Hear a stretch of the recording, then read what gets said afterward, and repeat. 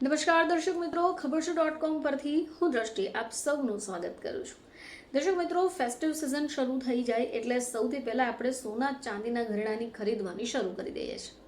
હવે સોનામાં તો આપણને આઈડિયા હોય છે કે આપણે 24 કેરેટ લેવું જોઈએ કે 22 કેરેટ લેવું જોઈએ, પરંતુ દર્શક મિત્રો, ચાંદીનું શું? કયું ચાંદી તમારા માટે યોગ્ય સાબિત થશે? તો ફેસ્ટિવ સિઝનની રોનકની વચ્ચે બજારોમાં સોના ચાંદીની ખરીદારી ખૂબ વધી રહી છે. હવે ધનતેરસ હોય કે દિવાળી કે પછી લગ્નની સિઝન, આવા સમય પર લોકો ચાંદીના સિક્કા, ચાંદીની જ્વેલરી ખૂબ ખરીદતા હોય છે, જેને કારણે એની માંગ પણ વધતી હોય છે. તો આવામાં ઘણા બધા લોકો જાણવા ઈચ્છે છે કે 999 અને 925 સિલ્વરમાં શું ફરક હોય છે, સાથે જ ચાંદી ખરીદવું કઈ રીતે ફાયદામંદ હોઈ શકે. તો આવો જાણીએ આપણે આ વિષય ઉપર.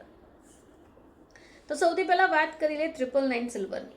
તો આ 999 સિલ્વર એટલે 99.9% શુદ્ધ ચાંદી. હવે જેમાં અસલી સિલ્વર હોય છે, જેને આપણે પ્યોર સિલ્વર એટલે કે ફાઇન સિલ્વર કહી શકીએ.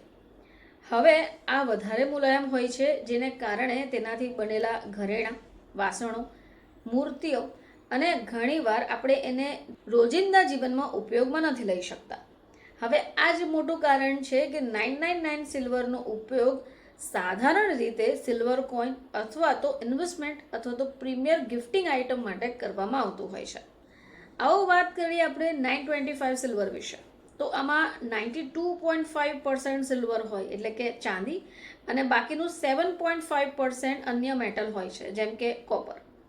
હવે આ કોપર ભેળવવામાં આવે એટલે એ મજબૂત થાય, ટકાઉ બને અને રોજિંદા જીવનમાં તમે ઉપયોગમાં એને લઈ શકો. હવે આનાથી બનતી જે જ્વેલરી હોય છે એમાં 925 સિલ્વર બનાવવામાં સૌથી વધારે ઉપયોગમાં લેવાય છે.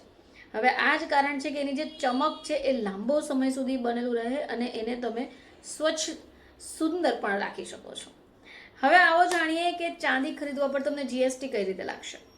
ચાંદીની ખરીદી પર 3% જીએસટી આપવાનું હોય છે.